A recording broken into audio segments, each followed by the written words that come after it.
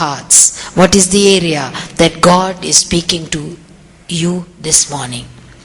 And I trust that we will be brave enough to humble ourselves. You know, it's only the brave people who can humble themselves. The cowardly, the fearful will cover up the areas that need attention in their heart.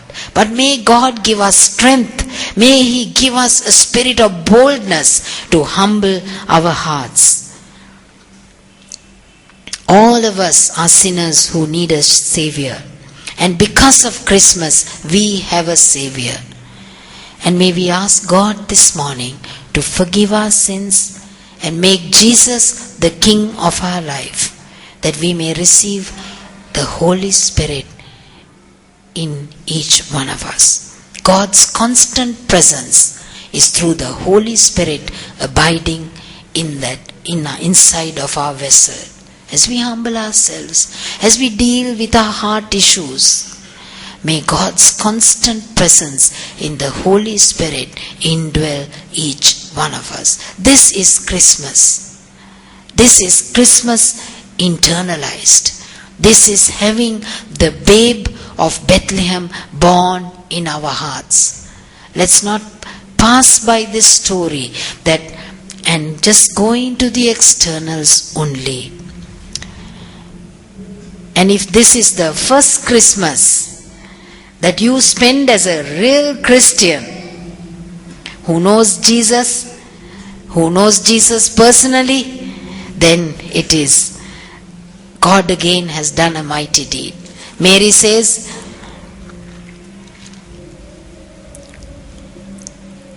God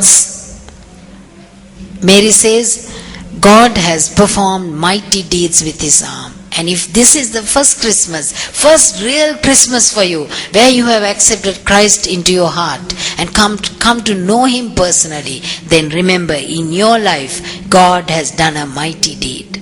Is that good? God has done a mighty deed. And in the next year, you will see the grace of God expanding, heightening and deepening in each of your lives as you accept the Christ of God into your heart. We are doing a journey. I hope I made myself clear. It's a small, short, simple message, but something that you can take home with you and meditate on it. You can allow the word to echo in your heart. Let Mary's song, that young girl's song of such understanding, ring in your hearts. Let its flavor linger on in your hearts. Let its fragrance linger on. May you be one who knows the Christ personally. Not only about Him, but know Him. For that, He lifts up the humble. Are we willing, children?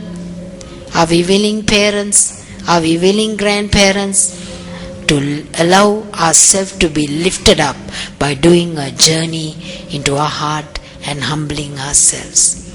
Is that good? It's possible. Shall we stand to our feet? Would you like to pray? I'll ask Sean to lead us in prayer.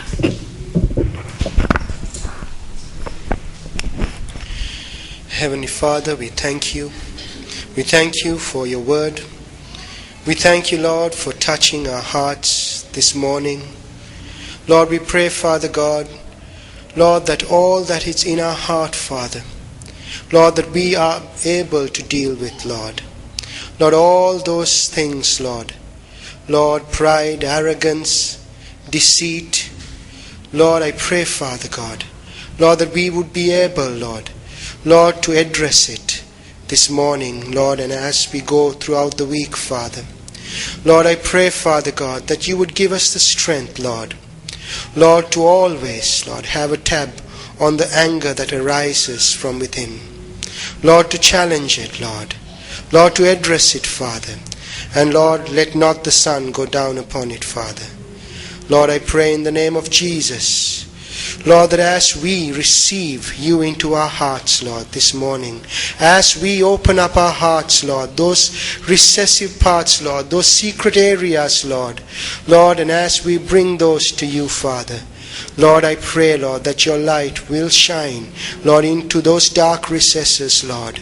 And Lord, that there would be a mighty healing, Lord, a mighty turnaround, Father, in our hearts, Lord. Into our hearts.